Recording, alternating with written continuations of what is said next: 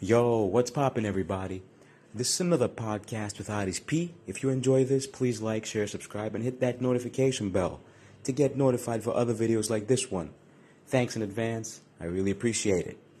This time I'm going to talk about the New York Knicks Brooklyn Nets game that ended a few minutes ago in Brooklyn, Barclays Center. The final score was 110 to 112.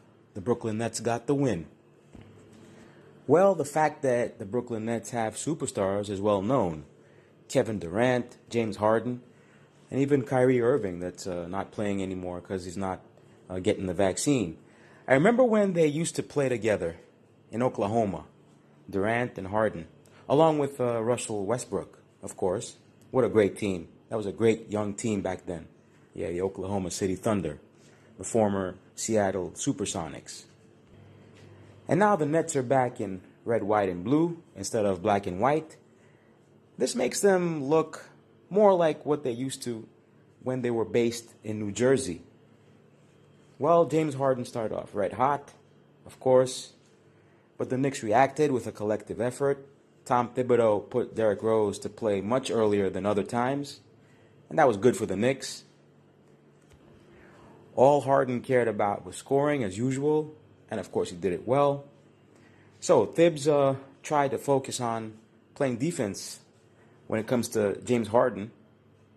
But of course it's not easy to stop him. And actually Brooklyn has only lost games against the best teams in the league.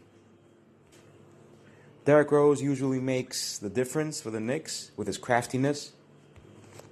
The first quarter ended 28 to 33. The Brooklyn Nets were in the lead. Once again, Alec Burks was brilliant. Now that Kemba Walker is not playing, he got the chance to show us what he can do. You know, this is a great opportunity for him. I believe in Alec Burks. I think he's a pretty good player. And he can actually be a starter.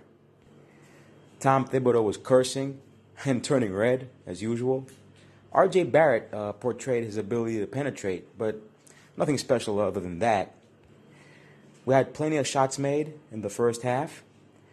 So at halftime, the score was 61 to 60. The Knicks were ahead by a point with good ball movement. But then in the third, the Nets unleashed with an impressive run. The Knicks just couldn't score easily. But luckily for them, Evan Fournier knocked down a couple threes. And they reacted. They played good defense. So at the third quarter, the end of it, the score was 84 to 88. Brooklyn was still ahead by only 4 points. And actually a little earlier, the Nets were ahead by double digits. So that was good for the Knicks. Before the game, the Knicks were 11 and 9. Of course, now they're 11 and 10. And the Nets were 14 and 6. Now they're 15 and 6. I'll say it again. James Harden was scoring like he was out of style. And so was Alec Burks for the Knicks. What a fourth quarter. It was full of suspense. Alfred Hitchcock or Agatha Christie style, if you know what I mean. Anyway, KD, Kevin Durant, my man. I'll always be grateful for what he has contributed to Team USA last summer. And back in 2014 or 2016, what was it? Anyway, he represented our great nation and he dominated with the gold medal. Julius Randle was pretty good tonight. He was scoring, but basically I'd say he's quite inconsistent. Who can forget the playoffs last season? Plus, he was arguing too much with the referees tonight. That was absurd. It's actually funny how Kevin Durant didn't score any threes tonight, but he knocked down mid-range shots like crazy. And actually, Brooklyn is the best team in the league when it comes to shooting from mid-range. DeMar DeRozan has the best percentage, DeMar DeRozan of the Chicago Bulls, from mid-range. And KD is second, Kevin Durant. So Kevin Durant hit a crucial bucket a minute and a half before the game ended. Randle was furious at the referees, as I said earlier. Then Durant humiliated Randle by stealing the ball from him, and he didn't even realize when it happened. He creates, he shoots over length. He's one of my favorites, if not my favorite at the moment. I mean Kevin Durant, of course, not Julius Randle, even though I support the Knicks. You got to be objective, you know what I'm saying? Let's face it. Brooklyn is a better team.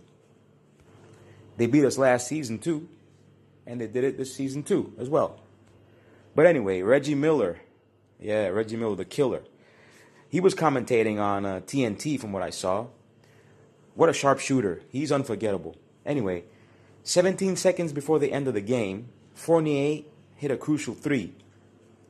But then, unfortunately for the Knicks, Mitchell Robinson fouled Johnson. He played bad D on him, and that was a stupid move. So the Knicks lost, and Randall kept bitching at the referees even after the game was over. I would say that the better team won. It's a wrap. That's all I saw at this game. Thanks for listening. Tune in next time. I'm out. Peace.